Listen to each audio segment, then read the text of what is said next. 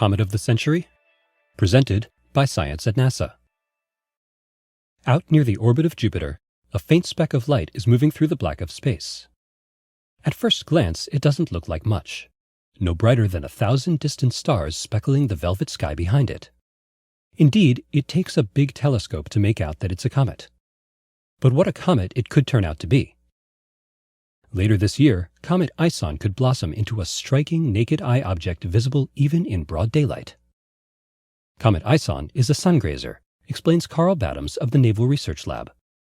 The orbit of the comet will bring it very close to the Sun, which we know can be a spectacular thing. Russian astronomers Vitaly Nevsky and Artyom Novichenok found the comet in September 2012. It bears the name of their night sky survey program, the International Scientific Optical Network, or ISON.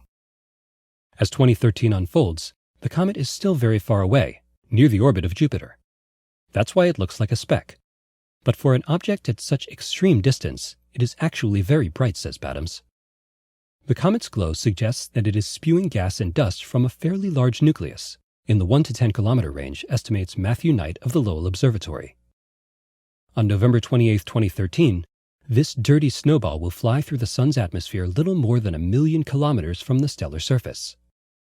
If the comet survives, a big if, it could emerge glowing as brightly as the Moon, briefly visible near the Sun in broad daylight. The comet's dusty tail stretching into the night sky could create a worldwide sensation. Some reporters have started calling ISON the Comet of the Century, but Don Yeomans of NASA's Near-Earth Object Program thinks that's premature. I'm old enough to remember the last comet of the century, he says. In 1973, a distant comet named Kohoutek looked like it would put on a great show, much like ISON.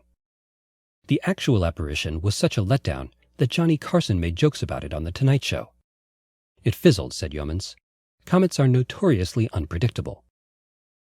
Comet ISON has the potential to live up to the hype, but it also has the potential to do nothing, agrees Badams. One hazard is the Sun. Solar radiation can affect a comet's trajectory, and gravitational effects have been known to destroy comets. A recent example is Comet Elenin, which broke apart and dissipated in 2011 as it approached the Sun. Elenin, however, was a much smaller comet. A better comparison, perhaps, is Comet Lovejoy, which flew through the Sun's atmosphere in 2011. Lovejoy emerged intact and wowed observers with a garish tail for weeks. Comet ISON is at least twice as big as Comet Lovejoy, notes Knight. This would seem to favor Comet ISON surviving and ultimately putting on a good show.